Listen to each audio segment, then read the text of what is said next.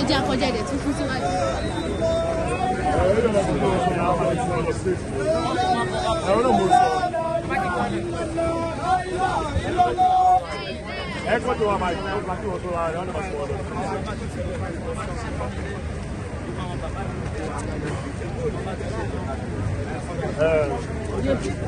Lisa.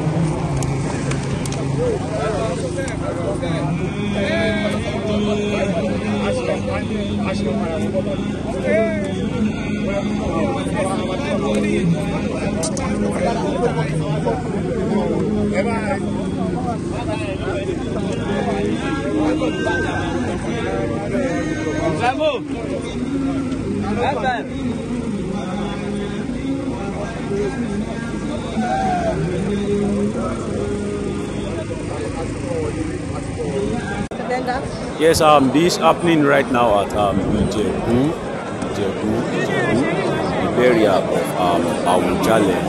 This is his burial where the spiritual, should I say, the cultists, they came, the traditionalists, they came to be the one to organize the, to take charge of the burial. But the Islamic, the Muslim, the he said no, so pursue them. So that is what is happening in this garden. So they refused to bury him. But at the end, he was buried by the Muslim. So watch the video and understand what I am saying.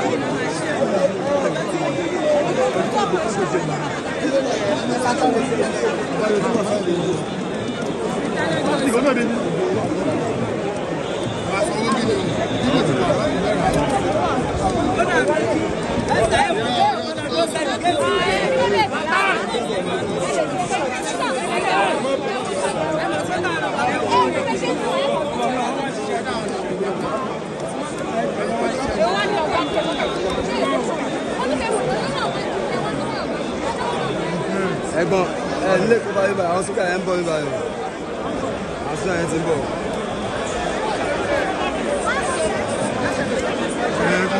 Tó bá wá ẹ ká wà sáìtì báyìí ẹ gẹ́ẹ̀tì. Wọ́n máa lọ ṣe ra léṣe o. Èrò wọn sí àyè ní kọ́lé wọlé sí bí ẹ̀kọ́ ayé.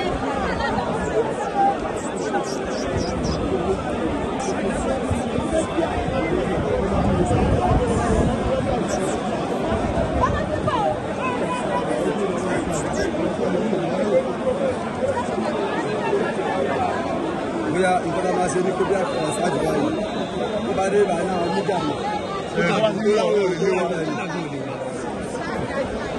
ti wà wọlé ní mídíà.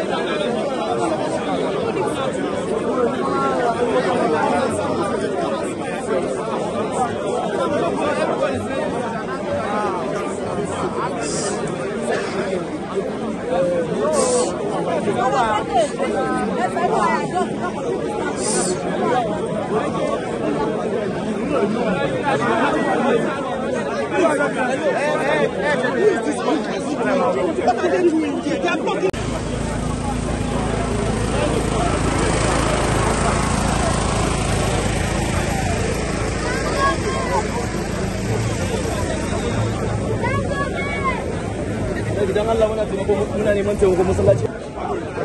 Ba.